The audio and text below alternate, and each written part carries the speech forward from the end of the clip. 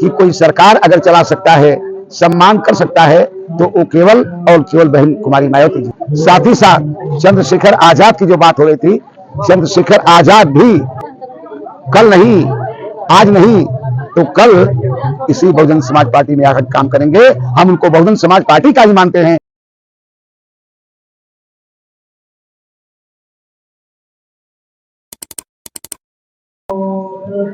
Sir, आज सुल्तानपुर की धरती पे आए हैं जी, क्या कहना चाहेंगे सर? आज सर्वप्रथम हमको लगता है कई बार आए हैं, लेकिन आज पहली बार मुलाकात। ये आज मैं सुल्तानपुर की धरती पर हूँ। कल मैं बलिया रहूंगा। अभी मैं जिला बस्ती से चला आ रहा हूँ। आने वाले 2027 का ये बिगुल बज रहा है। 2027 का जी, बहुजन समाज पार्टी की आप सीट भी बिल्कुल बिल्कुल बहुजन समाज पार्टी जीतेगी चुनाव और सरकार भी हम बनाएंगे। आज बाबा साहब की 134वीं जयंती मनाई जा रही है जी, पूरे विश्व में मनाई जा रही है जी, क्या कहना चाहेंगे, क्या संदेश देना चाहेंगे? संदेश ये देना चाहेंगे कि पूरे विश्व में जो बाबा साहब की जयंती मनाई जा रही है, जयंती मनाने के साथ साथ बहुजन समाज पार्टी मजबूत हो रही है।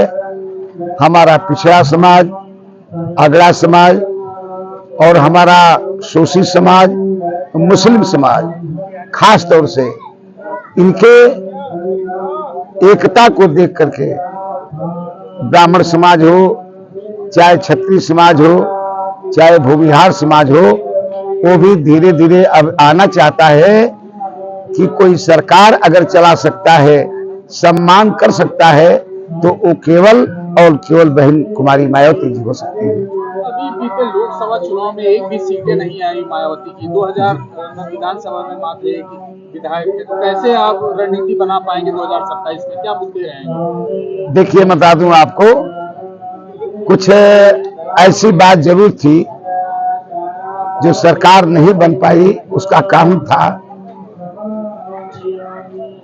कि कोऑर्डिनेटर महोदय लोग बहुत अच्छी तरह से काम नहीं कर पाए। लाइन तो इनकी लंबी रही, लेकिन काम करने में ये सक्षम नहीं रहे। अक्सर करके ये बहन कुमारी मायावती जी को ये धोखा देते रहे।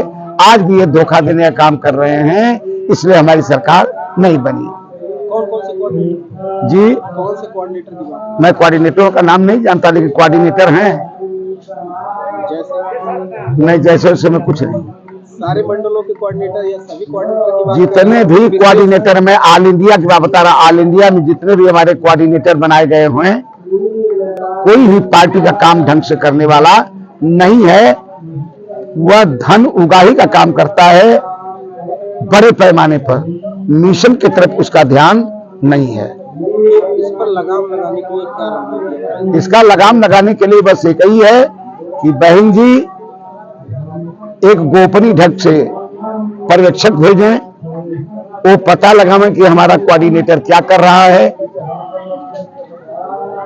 लगातार जी, आजाद समाज पार्टी बनी है, वो भी चंद्रशेखर जी हैं, लगातार बहुजनों की आवाज उठा रहे हैं, तो क्या लगता है कि वो बहुजनों का आप लोगों का वोट काट रहे हैं, बीएसपी का ही वोट काट रहे हैं? देखिए, मैं बता दूं आपको, वोट काटना एक अलग बात है, और वोट चंद्रशेखर भाई के साथ जितने लोग हैं दिखाई दे रहे हैं आपको, अभी हाथी दिमाग से उतरी नहीं है।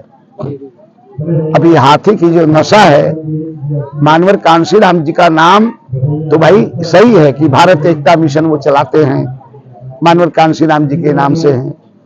भीम आर्मी को हम मानते हैं, हम चंद्रशेखर को भी मानते हैं, चंद्रशेखर हमारे भाई हैं, लेकिन अभी जो हाथी की नशा है अभी वो उतरी नहीं है। सभी लोग इस चीज को याद कर रहे हैं कि माननीय बहन जी की सरकार में जितना गरीबों मजलूमों को सम्मान मिला उसको गिनाया नहीं जा सकता। कांसीराम साहब थे तो एक नारा चलता था, बहुजन हिताय बहुजन सुखाय। जी। 2007 में जब बहन जी पूर्ण बहुमत की सरकार बनी, उन्होंने नारा ही चेंज कर दिया, सर्वजन हिताय और सर्वजन सुखाय। इसमें क्या राज था? देखिए, हम बता दें आपसे, नमाजे हक अदा होगी खुले मैदान में हमदम। नमाजे हक अदा होगी खुले मैदान में हमदम। हकीकत की जरूरत है ना मंदिर की ना मस्जिद की। जो सर्जन हिसाब सर्जन सुखाय जो जोड़ा, ये जब आवाज आने लगी चारों ओर से कि बहन जी तो मनवादियों को गाली देती हैं, बहन जी तो ये करती हैं, बहन जी तो उनको गाली देती हैं, तो इस तर्ज पर उन्होंने कहा कि बहुजन समाज के साथ साथ सर्व समाज का भी मेरे पास सम्मान है। जो वास्तव में दिल खोल करके आएगा, हम उनको सम्मान देने का काम करेंगे। साथ ही साथ चंद्रशेखर आजाद की जो बात हो रही थी, चंद्रशेखर आजाद भी कल नहीं, आज नहीं तो कल इसी बहुजन समाज पार्टी में आकर काम करेंगे। हम उनको बहुजन समाज पार्टी का ही मानते हैं, हम केवल बहुजन समाज का नहीं मानते। मायावती जी के पास गए थे गठबंधन, लोकसभा में गठबंधन करने के लिए, विधानसभा में गए थे। देखिए, हम बता दें आपसे,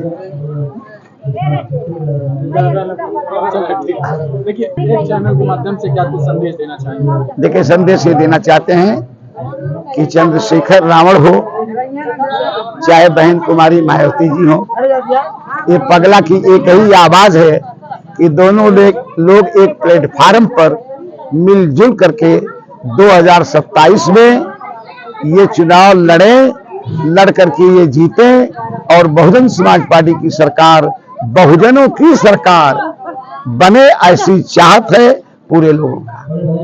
एक सवाल जो है, जी। जैसे 27 में आप बता रहे हैं सरकार बनेगी, ऐसे में नहीं लगता है कि ऐसे ही पगला की और भी जरूरत है पूरे प्रदेश में कि वो मिशन मूवमेंट को और आगे बढ़ाए, जो है गांव-गांव तक जाकर? देखिए, पागलों की जरूरत और दीवानों की जरूरत मिशन को है, और मिशन में काम करने वाले लोग वो दीवाना ही, परवाना ही और पगला और सनकी हो सकते हैं। जब तक वो दीवानगी नहीं आएगी, हम कुछ नहीं कर सकते। दूसरी बात की 2027 में जो आपने कहा है, ठीक 2027 से पहले आप देखते जाइए, सभी लोग इकट्ठा हो करके, क्योंकि वह जानते हैं कि ये समाज अगर हमारा बिखर गया तो हम कुछ नहीं कर पाएंगे। हाँ, ये जरूर है कि भाई अगर नगीना से सांसद चंद्रशेखर जी चुनाव जीते हैं तो हमें भी फक्र है, या फिर मेरा भाई तो है। एक अहम सवाल है जी। राजनीति में जिस तरह से नफरत की राजनीति चल रही है, सांप्रदायिक तनाव बढ़े, और ऐसे में जैसे कि हिंदू राष्ट्र की मांग लगातार बढ़ती है कई प्रदेशों में, बिहार, उत्तर प्रदेश, बहुत सारी बातों का जवाब मिल जाएगा जो है, ऐसे में राजनीतिक ध्रुवीकरण या सामाजिक ध्रुवीकरण बहुजन समाज का, पूरे बहुजन समाज, राजनीतिक पार्टी की बात नहीं करते, सिर्फ बहुजन समाज की अगर बात करें तो उनका ध्रुवीकरण कैसे होगा, देखिए, जागरूकता कैसे आएगी? सर जी, मैं बता दूं आपको, देखिए तमाम सवाल हैं कि हम चुनाव क्यों हार जाते हैं। ईवीएम, कहीं न कहीं ईवीएम मशीन का भी दोष है इसमें, जो चुनाव हम हार जाते हैं। दूसरी बात के दो ध्रुवीकरण की बात किया है आपने, मैं कहा हूं कि मिलजुल करके जैसे 7 से 12 तक हमारी पूरी फुल मेजोरिटी की सरकार बनी, उस तरह से मिलजुल करके ये लोग नहीं रहेंगे तो कुछ नहीं होने वाला है। और 2027 तक पूरा बहुजन समाज अरसे से भरी निगाहों से देख रहा है कि माननीय बहन जी अगर 2027 में अगर मुख्यमंत्री नहीं बनी तो फिर कोई आशा उम्मीद नहीं है। बहन जी की भी लंबी उम्र हो चुकी है। ठीक।